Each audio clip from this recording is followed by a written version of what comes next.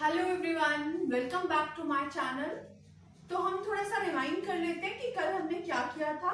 कल हमने present indefinite किया था और प्रेजेंट इंडेफिनिट में हमने देखा था कि वर्ब का फर्स्ट फॉर्म कहाँ आएगा, वर्ब के फर्स्ट फॉर्म के साथ एस और ईएस कहाँ आएगा और डू और डज नॉट कहाँ आएगा, स्ट्रक्चर क्या रहता है प्रेजेंट इंडेफिनिट का और इसका यूजेज यानी कि यूज हम कहाँ कर सकते हैं। तो आई होप वो आपको क्लियर है। आज हम शुरू करते हैं प्रेजेंट कॉन्टिन्यूअस टेंस। तो प्रेजेंट कॉन्टिन्यूअस में ये मेरे पास दो एग्जांपल्स हैं। They are playing cricket, she is writing her name on the blackboard. तो मैं आपको बताना चाहूंगी प्रेजेंट कॉन्टिन्यूअस जो है इसमें हम ऐसे एक्शंस को रखते हैं जो at the time of speaking हो रहे होते हैं। जैसे कि I am teaching you, at the time of speaking मैं आपको पढ़ा रही हूं, ठीक है। तो इसका जो स्ट्रक्चर रहता है, स्ट्रक्चर इसका कुछ इस तरह से रहता है। मैंने देखा है बहुत सारे बच्चे प्रेजेंट इंडेफिनिट में इज एम आर लगा के आफ्टर सेंटेंस में इज एम आर लगा के मिस्टेक करते हैं। तो हम देखते हैं कि यहाँ पे क्या स्ट्रक्चर रहता है। Number one, subject plus is am are plus V1 ing, verb के फर्स्ट फॉर्म के साथ ing लगता है प्लस ऑब्जेक्ट। ये हमारा पॉजिटिव सेंटेंस है या एफर्मेटिव सेंटेंस है जिसमें कोई भी नो की बात नहीं हो रही है, कोई भी क्वेश्चन नहीं पूछा जा रहा है, तो हम इसको एफर्मेटिव या पॉजिटिव सेंटेंस कहते हैं। इसके बाद जो स्ट्रक्चर आता है वो आता है नेगेटिव सेंटेंस का, जिसमें कि is am are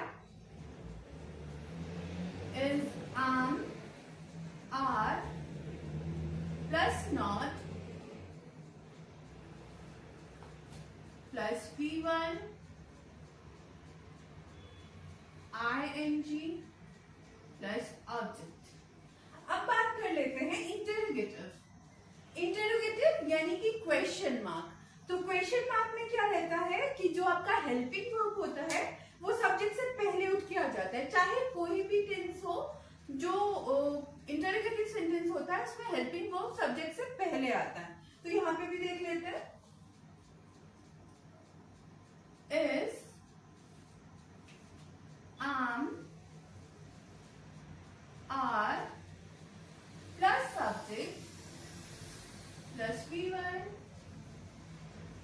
plus ing plus object question mark.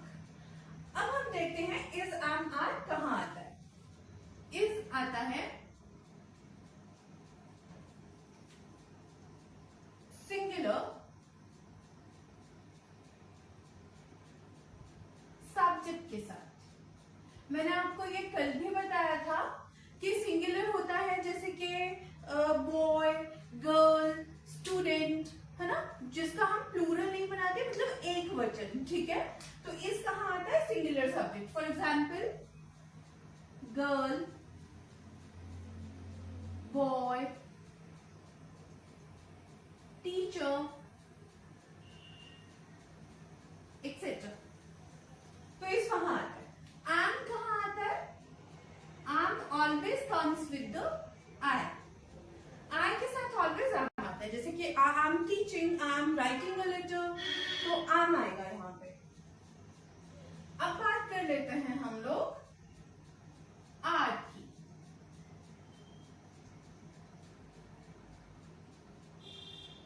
You के साथ आर आता है and plural subject.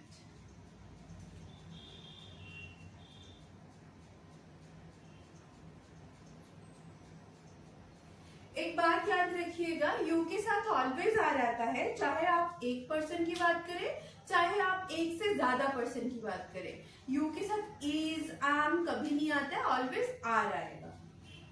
Present indefinite plural verb. तो यहाँ तक क्लियर है। ये positive sentence, negative sentence, and interrogative sentence. अब हम इसके एग्जाम्पल्स लिख लेते हैं।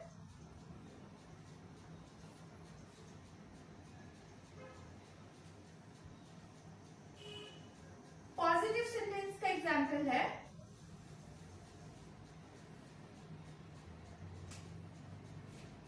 आई, अब आई के साथ एम लगेगा, राइटिंग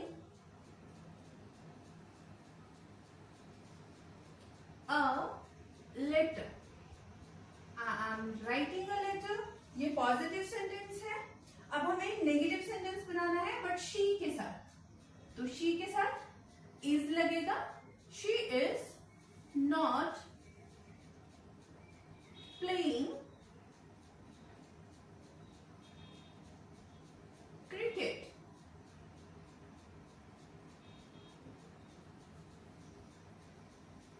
ठीक है, ये पॉजिटिव सेंटेंस है और ये नेगेटिव सेंटेंस है। अब हम इंटरोगेटिव देख लेते हैं, बट इंटरोगेटिव हम यू के साथ बनाएंगे, जैसे कि आर। मैंने बोला कि यू के साथ ऑलवेज प्लूरल वर्ब आता है, तो आर आएगा। Are you going home, are you going home, again helping verb subject से पहले, then main verb ING, then object and then question mark. तो आई होप आपको स्ट्रक्चर जो होगा वो क्लियर होगा। तो मैं इरेज कर देती हूँ स्ट्रक्चर।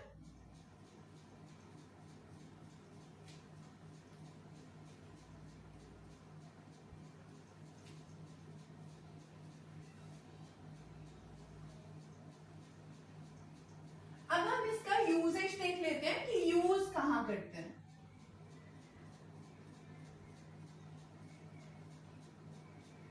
तो नंबर 1 जो है वो हम यूज करते हैं टेम्परेरी एक्शंस में। टेम्परेरी एक्शंस मीन्स जो एक्शंस परमानेंट न हो, जैसे कि I M living in rented house है कि मैं हिमाचल में रहती हूं, बट यहाँ पे किस चीज की बात हो रही है? टेम्परेरी एक्शंस की, not permanent actions. Number 2,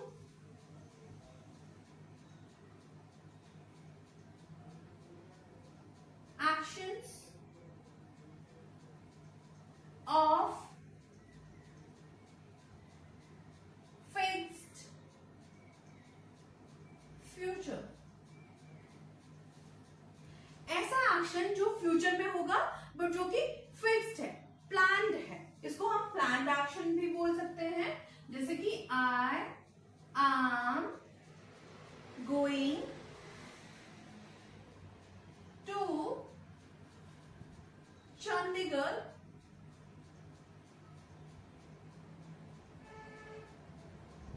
tonight.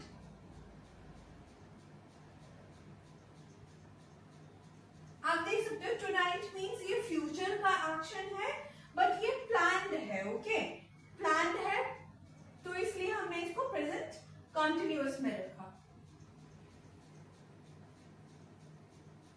Third, कोई चीज कॉन्टिन्यूअसली बढ़ रही है या घट रही है, ठीक है, जैसे कि the number of audience is increasing gradually।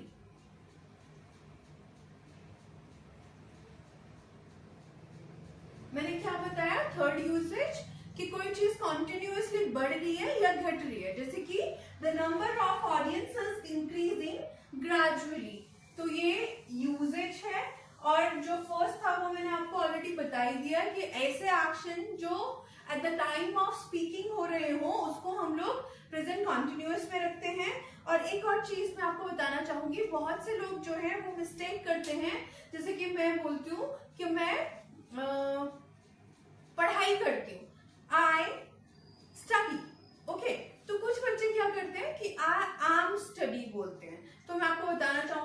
Continuous में आय के साथ आम आता है, जबकि आपने स्ट्रक्चर पढ़ ही लिया है सब्जेक्ट प्लस V1 और V1 के साथ SES प्लस ऑब्जेक्ट, तो वहां पे इज एम आर कहीं नहीं आएगा।